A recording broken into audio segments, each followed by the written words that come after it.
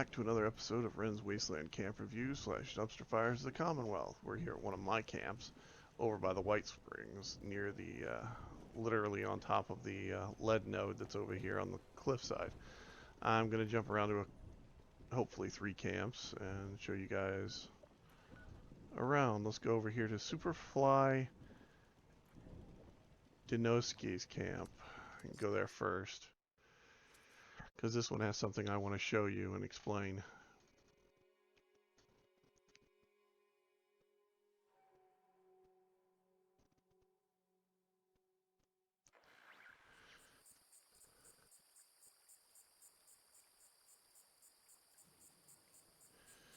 So, this one has the Brotherhood of Steel Tower, which is awesome.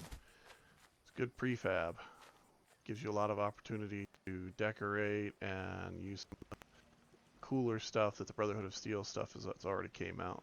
It also gives you a lot of room to play with. If you haven't ever been in one, I recommend it. That's the bed, by the way, that plant there. And this one up here too. But anyway, so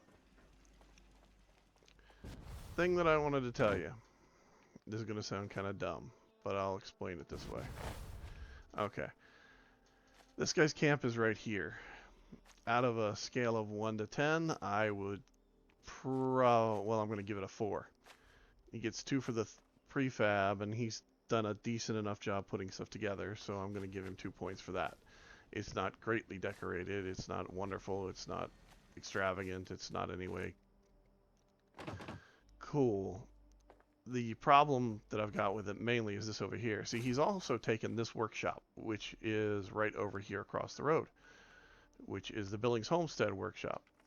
Which, if you don't know, if you take a workshop like this and your camp is directly over there, and somebody comes here and gets it into your workshop and takes it over, and you fight them, okay, you come back and you decide to fight them here, then they can actively attack your camp as long as it's this close.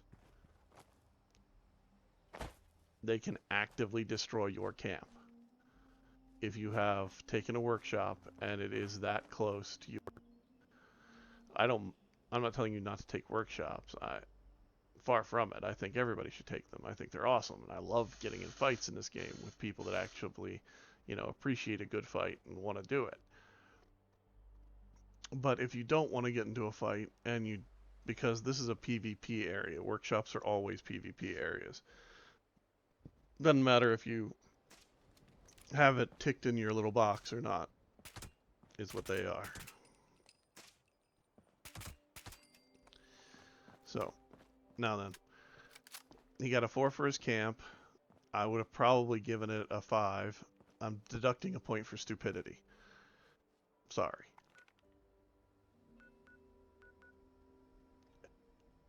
And because his name is Superfly Dinosuke. It just, I don't know. I'm going to go to Rick Grimes' camp.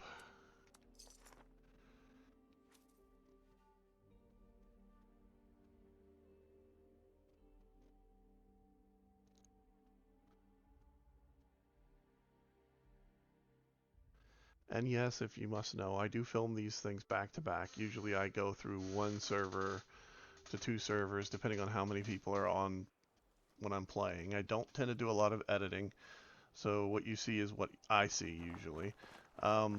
This is the prefab from the current scoreboard, and they built a house with a grow field on top of it, which I understand why you would do that, because you can actually place the whole building down if you get lucky and you're building in a similar location and you move. As long as you don't have the stairs attached, whenever you move, you should be able to replace it. My only problem with doing this is that if you have the ability to plant things on the ground, I think that that is a waste of your materials. I also don't understand why you would do it here. But hey, that's not my decision. They picked the camp spot. I'm just looking at it. Oh man, this guy is he's done the imposter sheep squatch quest and gotten a bunch of, you know, heads and things like that, and a bunch of animal parts, and he's really trying to theme this place out to be like Rick Daring, I think that's what his name is. This is the Rip Daring, my mistake. He's a ripper. Alright, so on a scale of 1 to 10, he gets 2 for that place, and I'll give him another 2 for that place, so I'll give him a 4 right there. I'll go ahead and give him a 5 because the location's a good location if you're going to sell stuff. If you're just a vendor's camp, then it's not a bad location at all. And here's the stuff that he's currently got in his thing. So if there's anything in here that any of you want, look him up. The cuckoo clock probably wouldn't be a bad deal overall. It's not a good deal, but not a bad one either. Anyway, like I said, 5 overall. Alright, last one. Palladus's camp.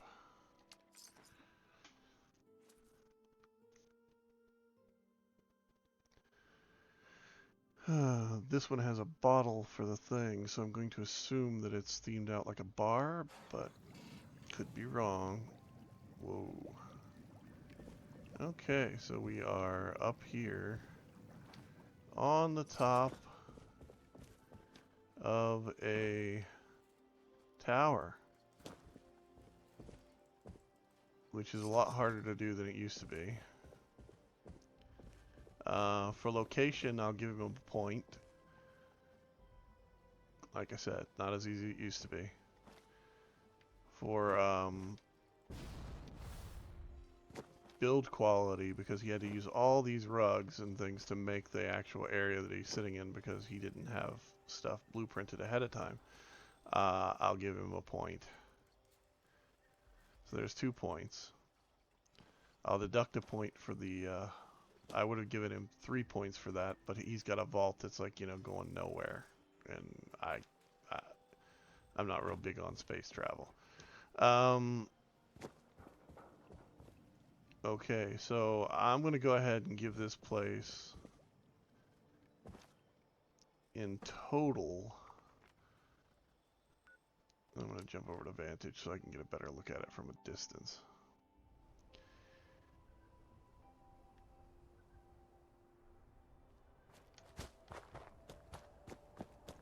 Okay. So in total, I'm going to give that place,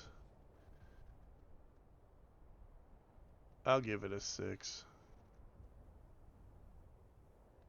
And then I'll deduct the point for the vault, so he'll get a 5 overall. I know that might sound a little harsh, but he is kind of floating in the middle of nowhere, and if you have a vault going into a building, you at least ought to look like there's something there for it to go into. Like I said, not real big on things that look like there's no reason for it to be there.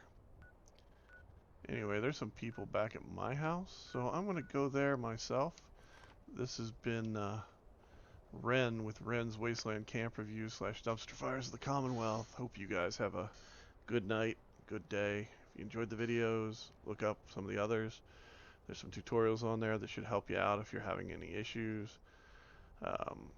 If you have anything you need or want, let me know, and I'll see if I can help you. Have fun.